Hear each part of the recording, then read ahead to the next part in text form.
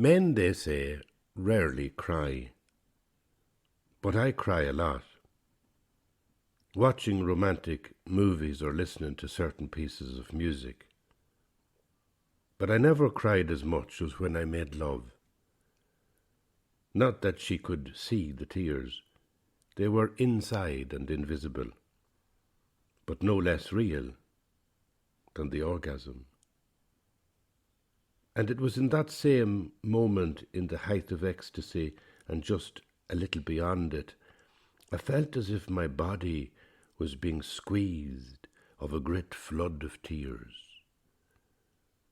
and a sense of sorrow oozed from every pore. When I climaxed, I cried deeply inside and felt unspeakable unease, and knew not why. It's a dizzy height to be at, up there, fully climaxed, so full of juice and potency, and then to be released.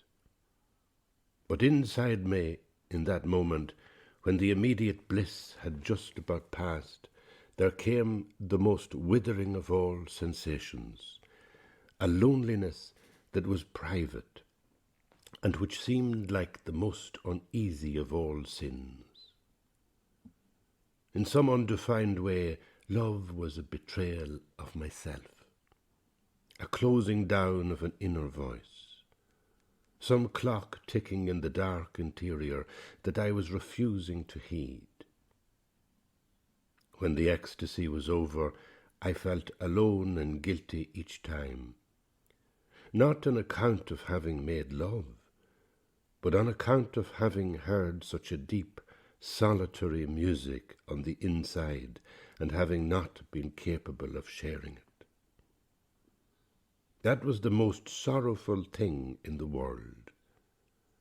And though we smiled at each other, and though I would say truthfully that our moment of sexual union had been exquisite, there was something else, undeclared. Inside me there was a hidden grief. It had no form or shape or cause, yet it permeated everything I did. And I felt shame, not just about having been a priest, but about being a man. My masculinity had disintegrated. Feelings of kinship and sonship and belonging in the universe were withered. And when all that collapsed, there was a price to pay. For me, the world became the empty existential wilderness I had read about in Eliot, Camus, and Nietzsche. And I wasn't alone in this grief. I could see the same despair all around me, in the faces of other men at every street corner, those without jobs or meaning, or in the faces of old bachelors on farms in Cavan gone to ruin and wild. The insights of genius had apparently percolated down to the most inarticulate mind at the bar, and all men were losers. The message was getting clearer as my world became peopled more and more by drunks staring at the television screens in speechless bewilderment.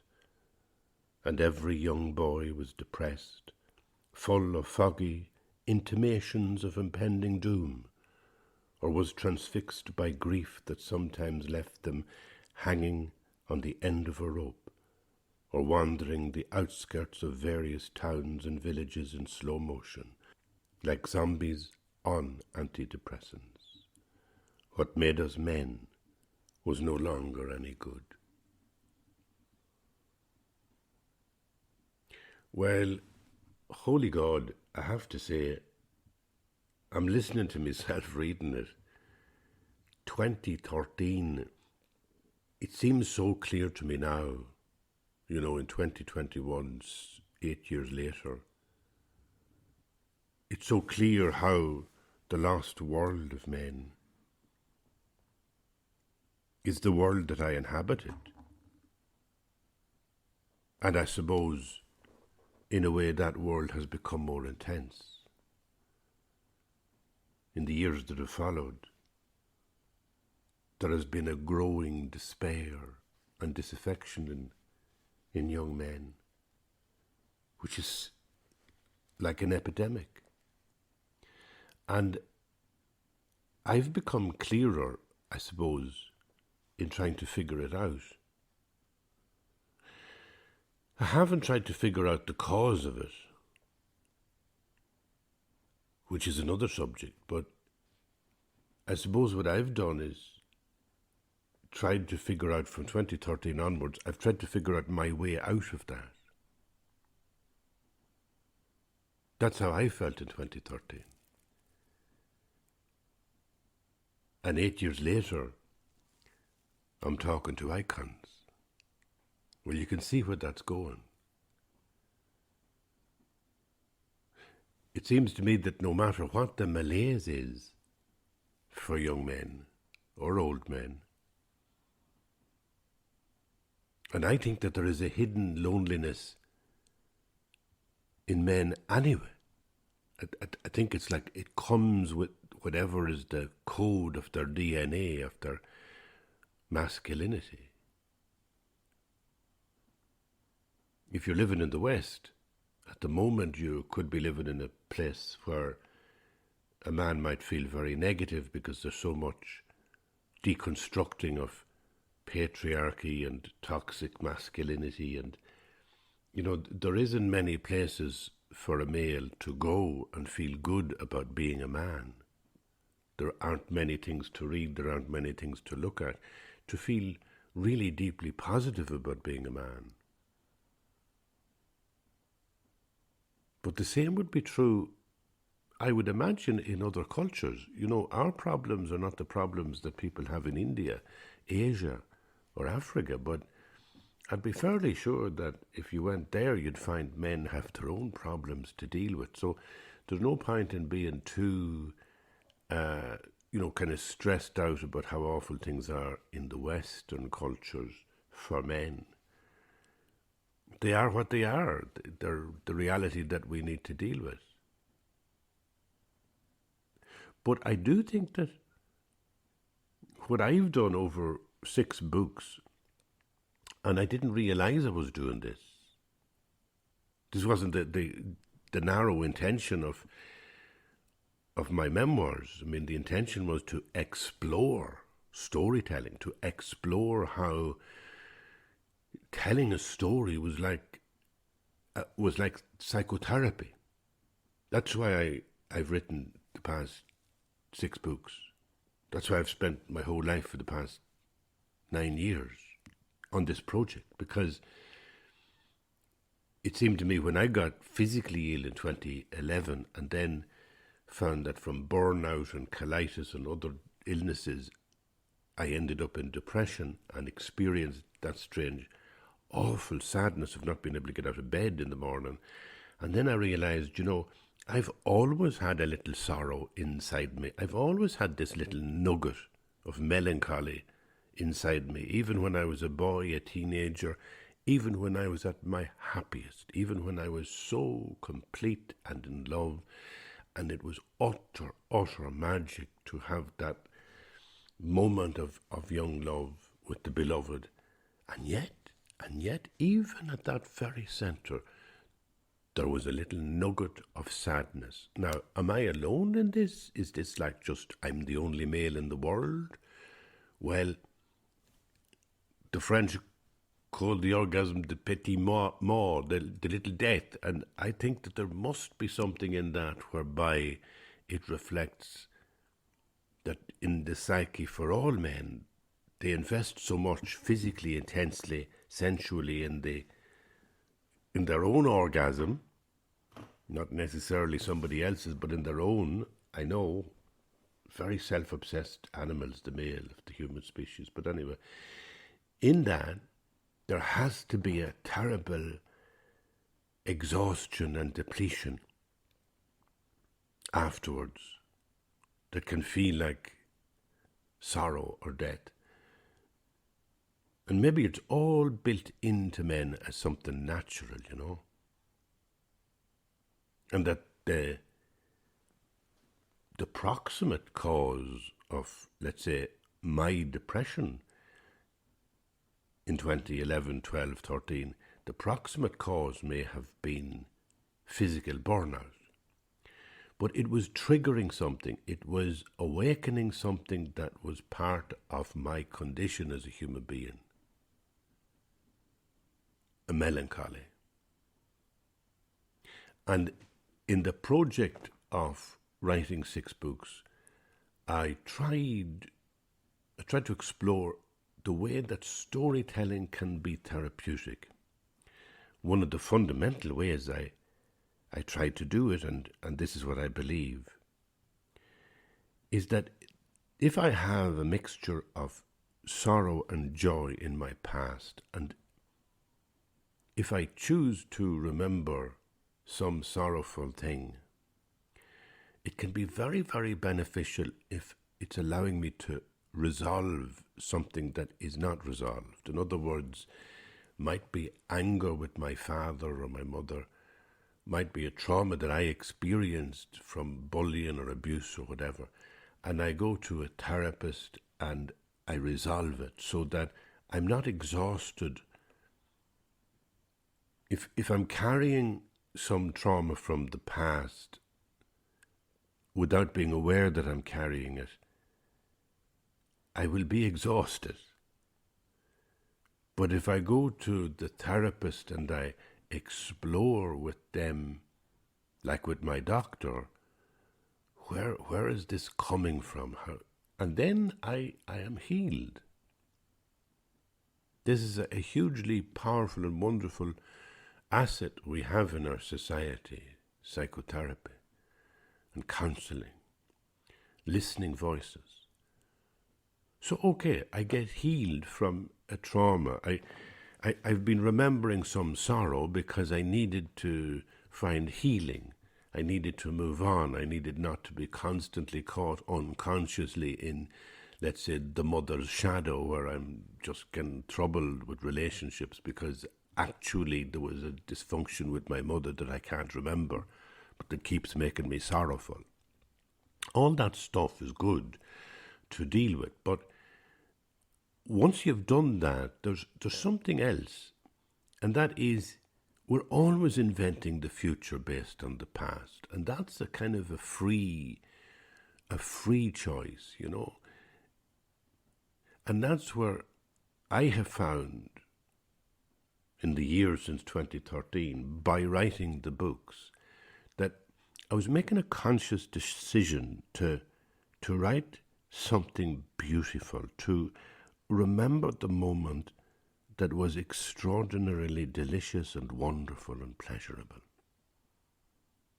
And I was following Garcia Marquez in his advice when he says to people that sometimes we live life more beautifully and more intensely in the memory of it, and we relish life more in the memory than in the experience.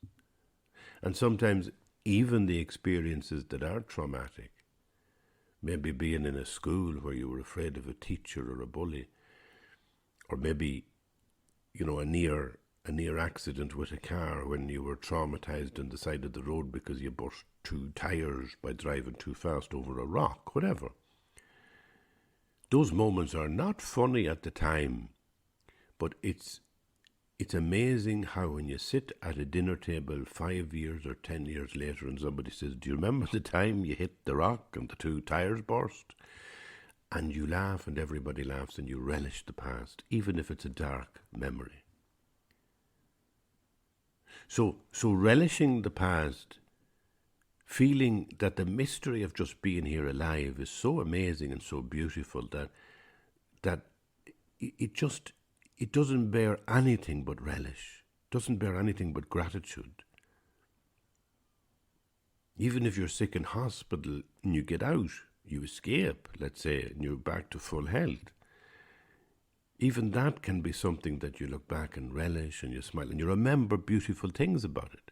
You remember the kindness of nurses, the compassion of somebody who brought you your evening meal and you were out for an x-ray and you were late for the evening meal, but they kept it warm for you and they saw you coming back and said, I have your tea for you now if you want it. That kind of, reaching out the extra mile all the time that nurses and catering staff in hospitals do. There's so many beautiful things happen. COVID was a terrible time, and yet it was an amazingly wonderful time because the corridors of hospitals in Ireland and everywhere else were so full of love, so outpouring with love that it seemed like an extraordinary time to be alive because of love, even though we were in darkness. This choosing, this way of kind of remembering is something that I feel helped me therapeutically, so that writing the books was actually a therapy. It was more than a therapy. Therapy is what it is. I shouldn't conflate the two. Therapy, I do strongly feel, is what it is, and it's very valuable and it's very necessary. And if you have baggage and you have issues you need to deal with, then therapy is something that you need. And that's, you're not going to substitute creative writing for that. But when you've done that work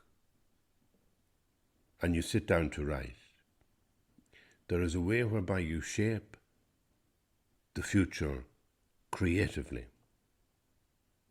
And so what I felt was, when I wrote that piece about how I felt a sorrow inside me, but I sensed that so many men particularly were burdened by melancholy, depression, sorrow.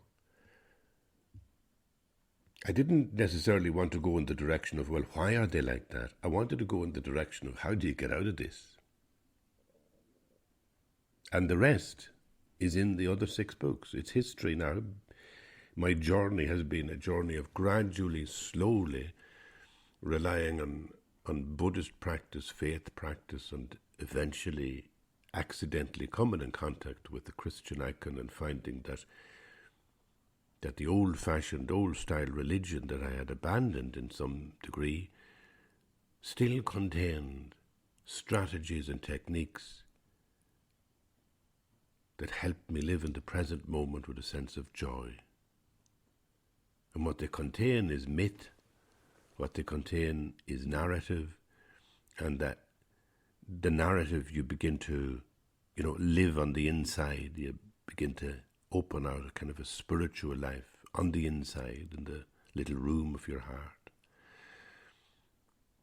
What I suspect is that it's not necessary for that to be Christian then. Whatever your tradition, in the whole global chorus of different musics there is in religion, and every culture has some form of religious faith, that its function, religion's function, is not to tyrannize, not to be the oppressor, as it is in many countries and has been in Ireland in the past. But the fact that it's not to be an oppression doesn't mean that it's worth throwing it out completely, because I feel that inside us there is a sorrow, a sadness that just sits there waiting for the moment that we go inside and begin to create beautiful, mythic reality. And when we create that mythic reality of faith, it shapes our future.